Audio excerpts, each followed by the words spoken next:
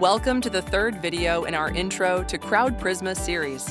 In this one, we will dive straight in, so make sure to watch the first two videos of the series, where we explain how the Prisma Dashboard works in great detail.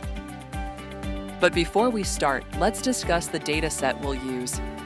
This dashboard was generated from 4,000 Glassdoor reviews about the Big Four accounting and consulting firms. So we have Ernst & Young, Deloitte, PwC, and KPMG. Given we are looking at employee reviews, we have pros and cons in free text form and a bunch of qualitative metrics as well on the left.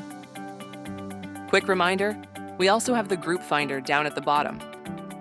One of the best things to do in getting to know a new Prisma dashboard is to understand the big groups laid out here. As we can see, there are 3 of them, with several subgroups in the 2 bigger ones.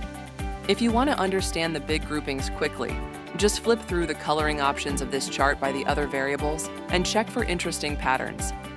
As you see, we can color it by firm, which is interesting because it seems that one of these companies in blue is always standing out, separate from the other 3. We'll come back to that later. As we flip through the variables, we can notice that people who respond similarly are always grouped together, which is why the group finder is so powerful.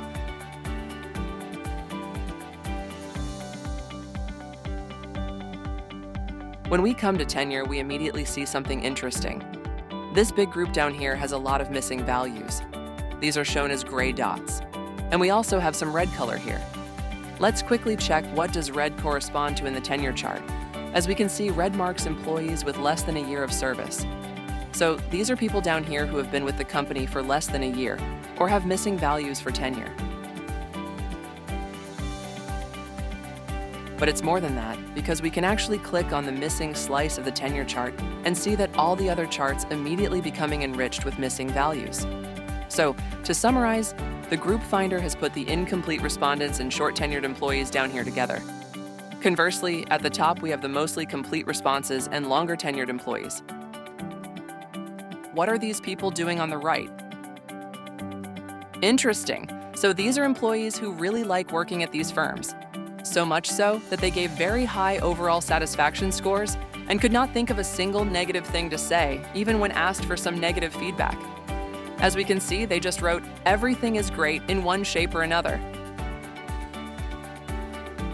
Now that we know our 3 main subgroups in this data set, we will focus on the group in the upper left corner because they have at least a year of experience, so their feedback should be more grounded. They also took the time to fill out the form almost completely and are not part of the fairly biased, everything is 100% amazing crowd. One of the interesting things about this data set is that it has a lot of quantitative questions. For example, 1 to 5 scores of work-life balance, company culture, and compensation. Naturally, people also talk about these in their written feedback in free text form. And indeed, as we can see, some of these themes that CrowdPrisma has discovered are about work-life balance, culture, and compensation. This is really encouraging, because these themes were discovered completely automatically by our AI text engine just by reading the responses. However, it would be interesting to check whether the quantitative score data on the left matches up with the qualitative responses on the right. Without a tool like CrowdPrisma, this would be nearly impossible, but let's give it a go and see what happens if we click on work-life balance in the themes and topics wheel. Just to remind ourselves, this will select only the responses which mention theme A or work-life balance in some way. Let's check a few examples. Risk-averse, fear-led management culture, lack of respect for employees, complete disregard of work-life balance. Hours may be a little long, and up here, no work-life balance. These are all perfect matches for the topic work-life balance. Now, we will check if these are in alignment with the respective work-life balance scores. To do this, let's keep our eyes on this chart and see what happens to it when we click on the theme A. As you can see, people who complained about work-life balance in written form also gave low scores for it. Obviously, this isn't surprising, but it's a really strong indicator that the Prisma text engine is actually doing what it's supposed to. That is, finding the relevant themes and surfacing them in a reliable and precise manner. Similarly, let's check culture and values. So for this, we need to keep our eyes on this chart when we click on Theme B, which represents workplace culture. Again, we see that people who complained about culture in their written feedback have also given low scores for culture in their quantitative feedback. Amazing. All right, time to dig deeper. Let's focus on this top left quadrant of the data set, which contains reviews that are mostly complete from employees with at least 1 year of service. Let's try to understand what are the key drivers for employees not recommending these companies.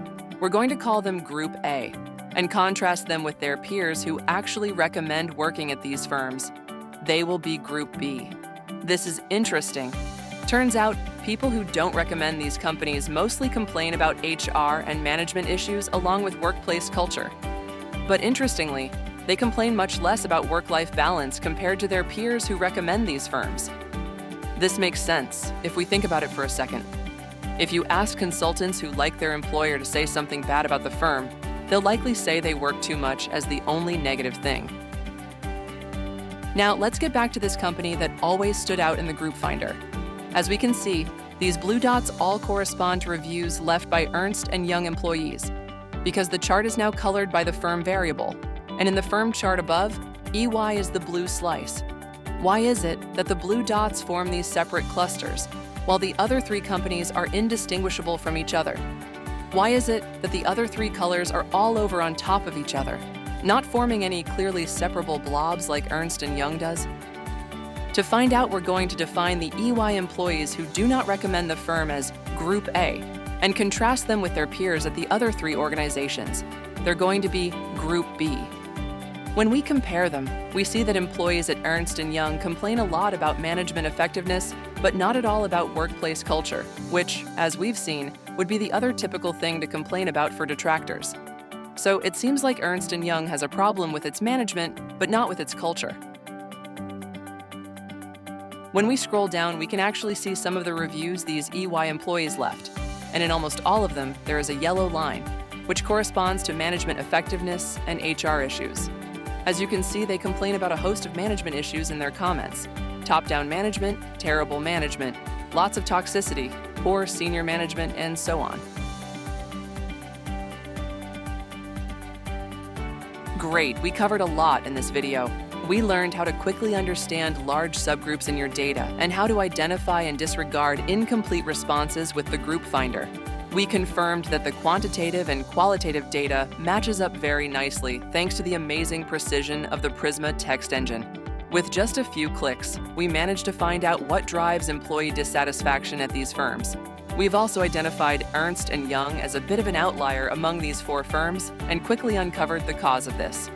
That's all we had time for in this video, but make sure to check the demo dashboard linked in the description to see if you can find out anything interesting about this data set.